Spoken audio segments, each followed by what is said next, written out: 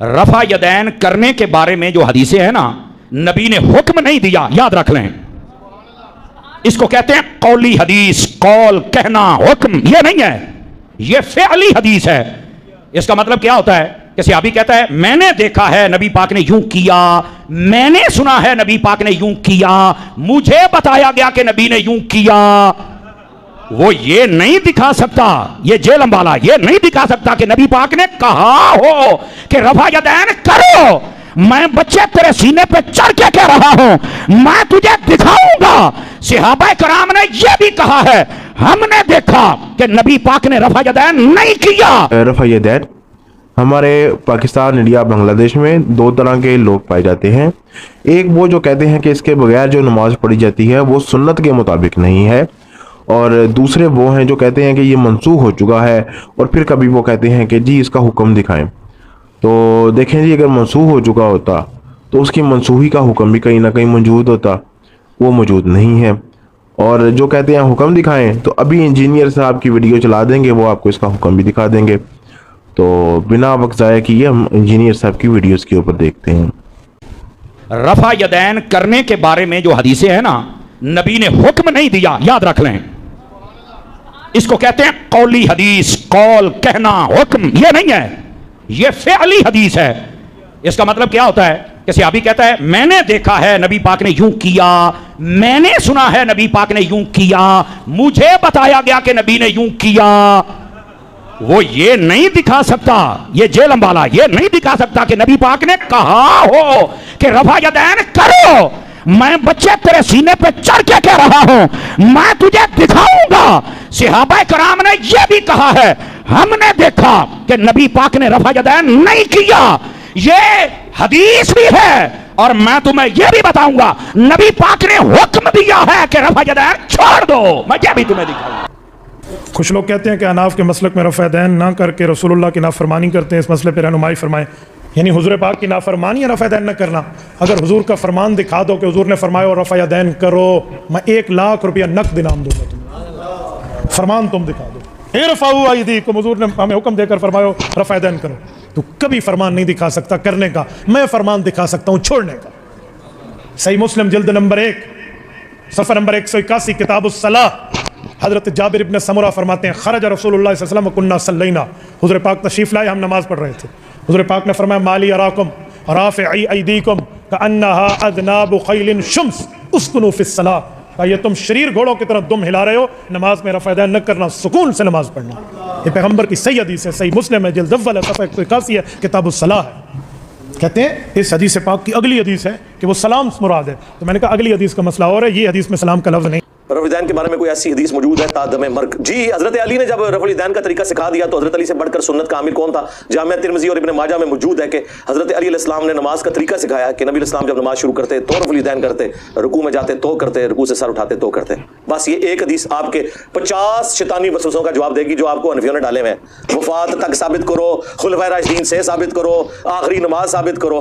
आखिरी नमाज 30 साल बाद ही नमाज मौला अली दी तो दस रहा मैं दस हूं जाओ ना जो पुराने सवाल लैके बाबे को जिंदा हो को नवी पग छोड़ो।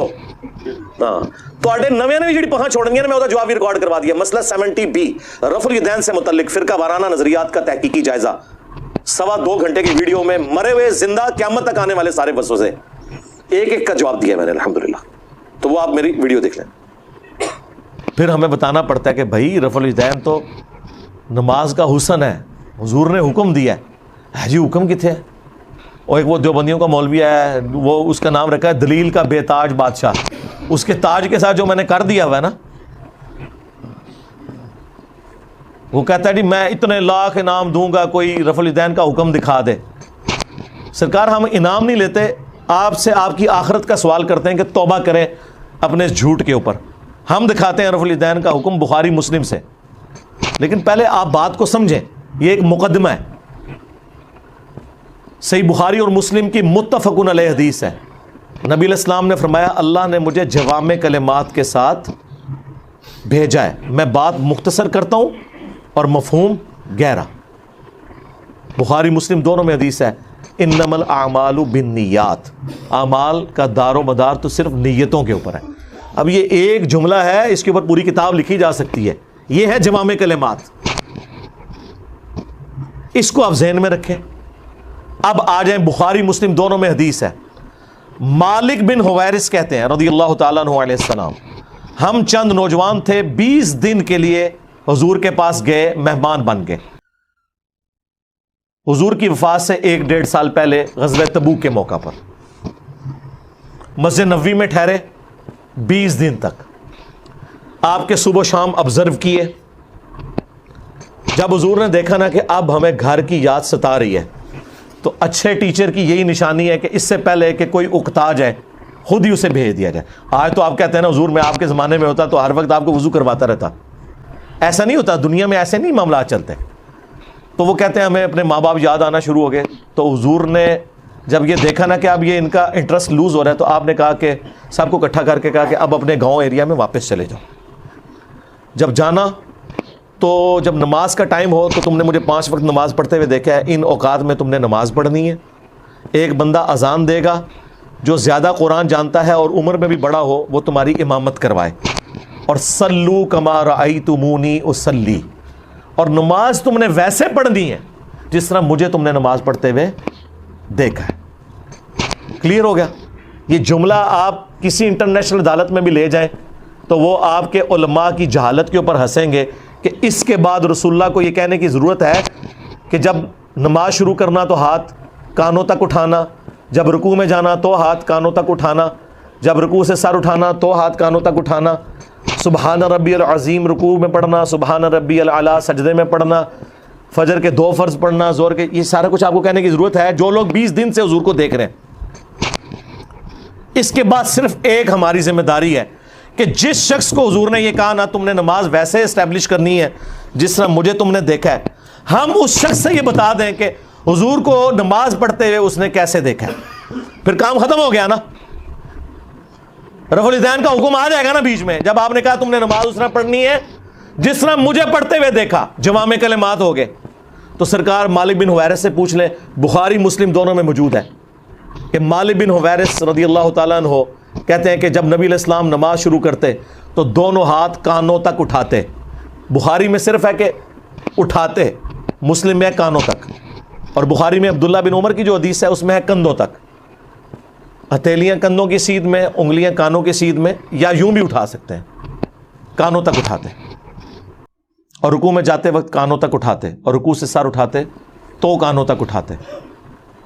مالک بن حویرث خود نماز کا طریقہ سکھا رہے ہیں, بلکہ بخاری میں الفاظ ہیں, وہ کہتے ہیں نماز کا میرا ارادہ نہیں تھا, میں تمہیں نماز سکھانے کے لیے بتا رہا ہوں کہ میں نے نبی علیہ السلام کو اس طرح نماز پڑھتے ہوئے دیکھا ہے رفع الیدین کے ساتھ. اور ایون بخاری میں جلسہ استراحت آیا ہے کہ مالک بن حویرث پہلی اور تیسری رکعت میں اس وقت تک نہیں کھڑے ہوتے تھے دوسری اور چوتھی رکعت کے لیے جب تک بیٹھ نہ جائیں دوسرا سجدہ کر کے بھی. ویسے تو الگ سے بھی بخاری میں حکم ہے, نبی علیہ السلام نے ایک تیزی سے صحابی کو نماز پڑھتے ہوئے دیکھا تو فرمایا دوبارہ پڑھو, تم نے نماز نہیں پڑھی. 3 دفعہ ہوا تو چوتھی دفعہ آپ نے جب اس کو نماز کا طریقہ سکھایا تو اس میں آپ نے فرمایا پوری تفصیل کے ساتھ ہے. جب آپ سجدے پہ پہنچے فرمایا پہلا سجدہ کرو پھر سکون سے بیٹھ جاؤ, پھر دوسرا سجدہ کرو پھر سکون سے بیٹھو, اور پھر اگلی رکعت کے لیے کھڑے ہو. اس میں جلسہ استراحت کا ذکر موجود ہے. مالک بن حویرث کہتے ہیں میرا ارادہ نہیں تھا, میں صرف نماز سکھانے کے لیے تمہیں بتا رہا ہوں. اور مالک بن حویرث وہ ہیں جو حضور کی وفات سے 1-1.5 سال پہلے مسلمان ہوئے ہیں, اور آپ کو دیوبندی بریلوی حنفی یہ کہانی کرا رہے ہیں جی مکے میں رفع الیدین ہوتا تھا, مدینے میں منع ہو گیا.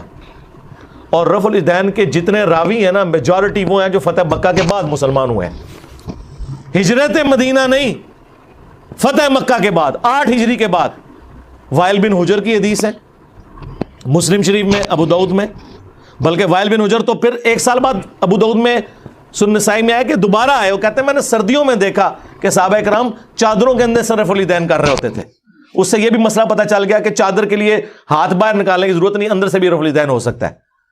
8 ہجری میں بندہ مسلمان ہو رہا ہے, 9 ہجری میں وہ دوبارہ سردیوں کے موسم میں حضور کی نماز دیکھنے کے لیے آیا مدینہ شریف, اور رفع الیدین سے پڑھتے ہوئے دیکھ رہا ہے.